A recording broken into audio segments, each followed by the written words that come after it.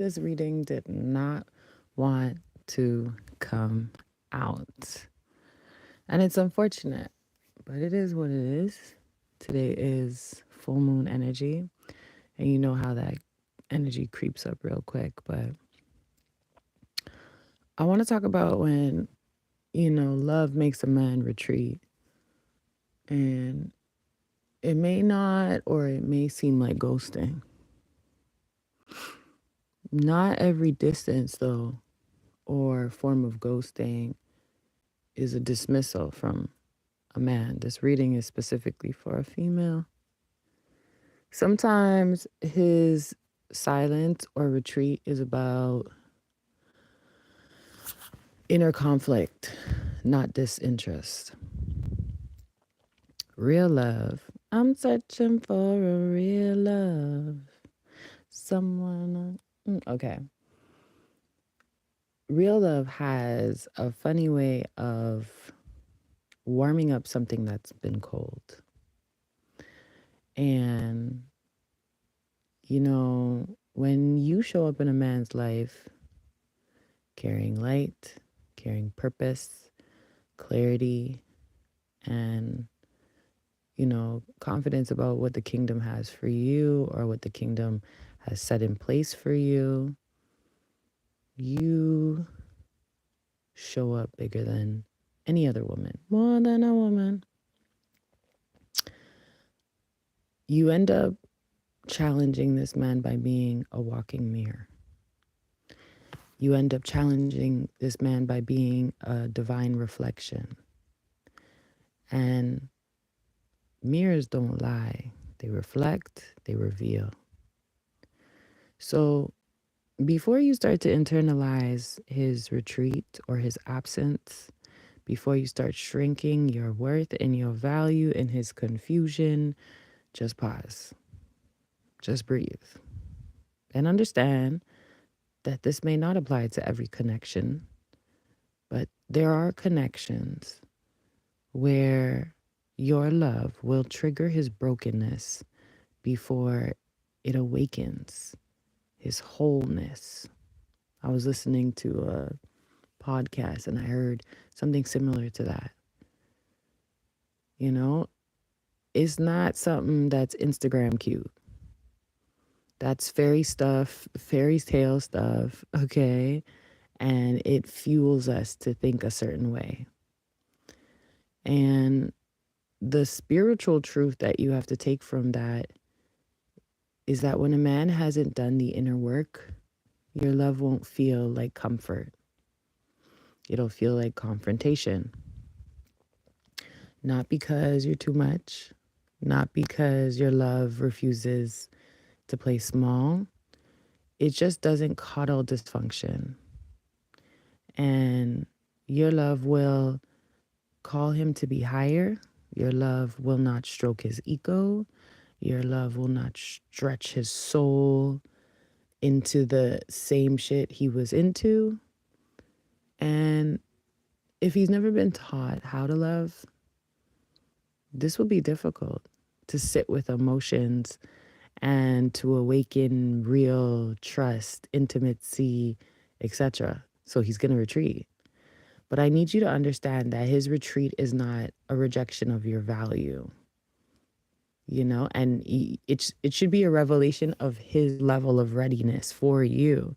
And sometimes a man's absence, once again, isn't about just you. It's about what you're reflecting. You might trigger his soul before you open his heart up. You might expose shadows just by showing up in the light. You are never too much, okay? And he is being spiritually shaken up. The masculine body is being shaken up. And when love becomes a mirror, it reflects what's broken, unhealed, and insecure. So instead of a man leaning in towards you, he may lean out. And you may say like, oh, is it because I'm super spiritual? Is it because I'm divine? I'm the divine feminine? No. It's because your love is asking him to grow. And with growth comes a little bit of, think about like a flower coming out of dirt. There's a lot of force, there's a lot of pressure, there's a lot of cloudiness until you see the light. And all his hurts have to come with him to kind of bloom. And if he's never confronted his heart, it's going to be hard. You came into this life with standards, right? Or you've been trying to, or you've been moving like, listen, I gotta put myself in alignment. And you came into his life with all this alignment. So that kind of alignment will cause disruption. And it doesn't validate his wounds. This is why men are clinging to girls that have no standards, because they validate all their wounds and it doesn't expose them, right? They can be the boy that they want to be and they can feel good enough. But put a woman who has grace and standards and vision and value herself, that man is not going to feel good enough because he's still a boy, possibly abandoned, possibly never been affirmed, possibly never been valued or believed in or even encouraged to rise up. So you come in and you rise him up, not just that way, but and you're loving him in a way where he hasn't felt before and a way that he hasn't loved maybe when it comes to himself. So once again, this reading is just to let you ladies know that his silence, not all the time, is a rejection or, a bad thing. Sometimes it's a spiritual reflection, a spiritual awakening. Okay. And I think it was necessary for me to do this reading because there's a few of you who are feeling like you're being ghosted or walked away from. And it's because you stirred up things in somebody who maybe tried to make things die. It's like, they tried to bury their heart or they tried to like kill their heart or they tried to say like, put all girls in one bin and say, hey, that's all females. And sometimes this man can pull away from you because your love doesn't feel very safe or familiar. And it's because the love doesn't stroke his ego and it doesn't cater to his comfort. It calls him and to desire to be higher. It's almost like it's like the flesh and the spirit realm battle. And yesterday someone said something to me about seeing mermaids. And I explained that we're in an era where the spiritual realm and the physical realm are coming closer and closer together. So when we get into relationships now, it's either I'm going to come in and awaken you to be higher, or I'm going to come in and trigger you to the max. So which way we shaking? Okay. It's either I have boundaries and I have purity and I have purpose and I'm going to keep it real, or I have unhealed wounds, trauma, toxic ways, no boundaries. I have no direction and I don't know who the heck I am. So unhealed men cannot handle God-sent women. Unhealed men cannot handle God, heavenly sent women. And if you feel rejected or ghosted, you got to understand it's a glory that he retreated. If he left you, it's because he lacks something. If he left you, it's because you carried something that he didn't even know he needed. And unfortunately, he ain't ready for what you're ready to give him. You were the mirror. You were the reason that triggers everything in, that he seems hard to deal with. But when he was around his boys or when he's around friends or he's around a family that keep him stuck in a box, he's used to that energy, so he'll stay in that energy. So when a God sends a woman like you, whole, healed, humble, and I'm not trying to say you perfect, girl. You got your own trials, you got your own tribulations, but you're at a place where you have realized your past and where you're coming from. And once you understand where you're coming from, it makes everything a lot different in your perspective and how you approach life. So, not just to show him what love could be, but to reveal what is still in the way. So you might come into his life and be like, "Hey, do you know like you need to like deal with your mom's?" You know what I mean? You're going to bum check him. "Hey, do you know you have some unhealed wounds with your father? Hey, do you know you're pissed off about that ex or your homie from like 10 years ago who's, maybe stole 10 grand from you?" And that's what's you're doing. You're triggering this man. "Hey, do you know like you have a falling out with your brother and it like eats you alive? You don't have a good relationship with your father. He was never around. He might have been present, but never around. And when you come in, you're trying to show him all these things, and he may not be ready to accept those parts, those wounds. He may wrestle with it. He may think you're attacking him. He may want to repent and doesn't know how. He may want to evolve and doesn't know how. And then when he sees you and all your love, he's threatened by it because it's like, holy shit, how did I get this gift? No, this is not real. No, no, no. Did God send me this? What? Huh? I'm confused. And then you'll be saying, hold on, am I hard to love? And then you're like, what's happening? Am I not good enough?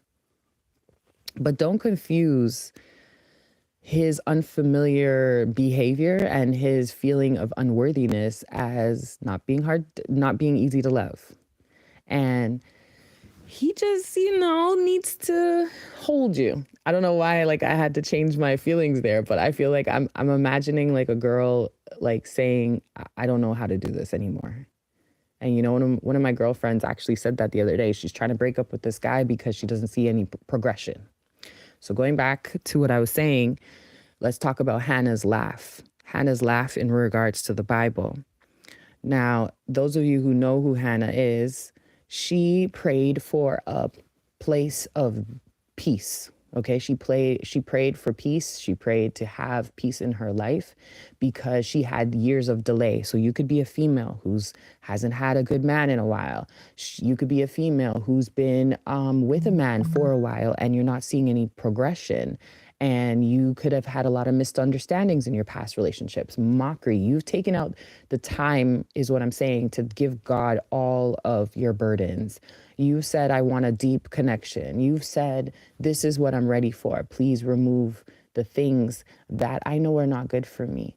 And so Hannah's laugh represents not necessarily just joyfulness, but like finally joy is coming in after I've lived so much sorrow, after I've had so many horrible boyfriends, after I've had so many horrible relationships. And that's the laugh that you have to carry. You have to know that you are the woman, such as Hannah, who is going to laugh in the end and still get her promise. And that one day, the same love that may trigger a man to retreat might be a love that returns into your life who is whole, ready, and changed. So if you have met a soulmate and you're dealing with a man who runs away or possibly hides or possibly retreats because you trigger him with your love, remember that you are a mirror, and don't feel like the scum of the earth. Don't feel like you haven't done anything to help this man grow and become holy and healed, because like Hannah, those who mocked her eventually have to see her laugh in joy for the essence that she carried and the hunger that she carried to pass on love to others. So I hope this message sweetens your heart, because it is your heart that sweetens this man to change. So don't feel you need to chase after a quiet man who can't decode his own lifestyle. And don't beg for clarity from someone who's still learning how to express their voice. Don't shrink your light. Don't question your light. Sometimes you have to let a man grow. I used to date this man a long time ago. He used to say, when you get mad, you like disappear for like 3-4 days.